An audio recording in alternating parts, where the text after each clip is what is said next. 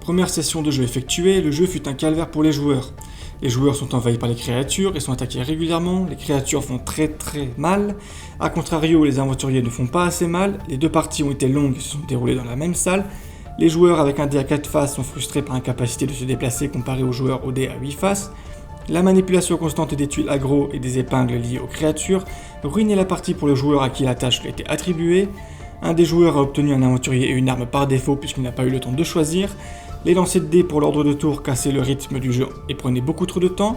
Les cartes créatures prenaient davantage de place sur la table au fil de la partie. Les capacités spéciales ont trop peu d'impact sur le déroulement de la partie. Le plateau n'est pas assez lisible. Une confusion d'une fente entre deux feuilles à 4 et avec un mur était présente, ce qui perturbait certains joueurs. Avec ce compte rendu, il fallait maintenant que j'améliore tous les points que j'ai évoqués. Tout d'abord, les créatures font très mal. J'ai donc décidé de personnaliser 3 dés à 6 faces, un dé pour les monstres faibles, un dé pour les monstres moyens et un dé pour les monstres forts. J'ai ensuite légèrement modifié la force brute de quelques créatures. Afin que les cartes de créatures prennent moins de place, j'ai décidé de refaire toutes les cartes en réduisant leur taille. J'ai cherché à réaliser un mécanisme pour ranger toutes les cartes sur un socle qui aurait permis de baisser ou de lever une carte en fonction de la présence de la créature sur le plateau. Je voyais ce socle comme une extension du plateau. Malgré de nombreux essais, cela n'a pas réellement abouti étant donné ma médiocrité dans le bricolage. J'ai renouvelé les patrons des dés de chaque héros. C'est à partir de ce moment que j'ai commencé à appeler les personnages jouables des héros. J'avais aussi décidé que ce dé servirait à attaquer, à se déplacer et à lancer pour l'ordre du tour que j'avais décidé de garder. Tous les héros sont donc passés de 3 dés à un seul et unique dé. J'ai abrégé les tuiles des armes afin que ces derniers ne montrent que la portée.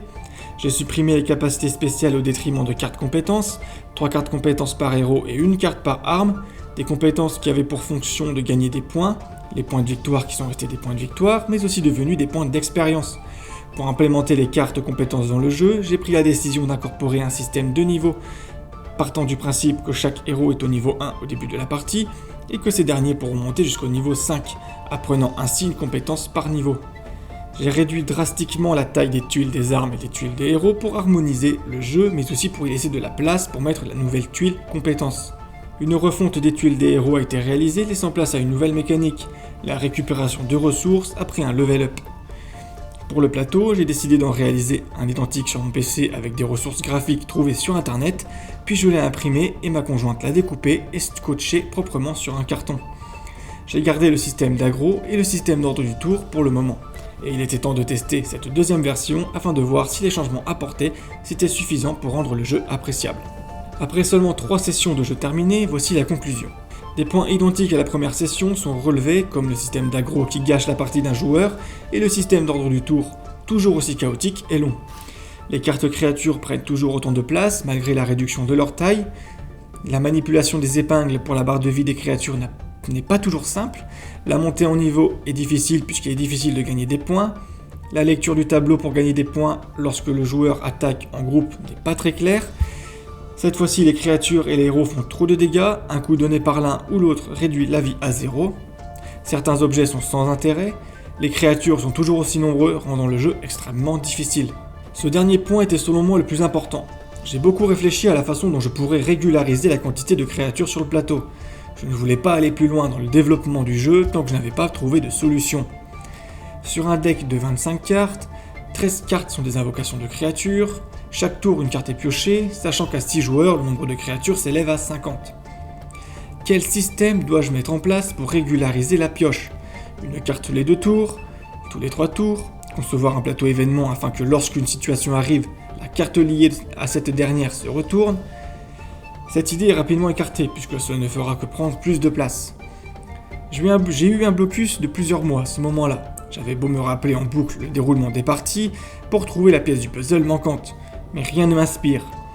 Jusqu'au moment où je me souviens d'un détail. À chaque session, il y a toujours un joueur qui manipule les créatures, les pions, les épingles, les tuiles d'aggro, qui compte les points pour tout le monde et qui pioche la carte à chaque tour. Et ce fut un électrochoc spirituel me soulageant de cette frustration. Il fallait qu'un joueur joue le méchant sorcier pour que toutes ces tâches qui impacteraient le plaisir du joueur, qui incarnerait un héros, soient les tâches spécifiques au joueur qui incarnerait Javenar.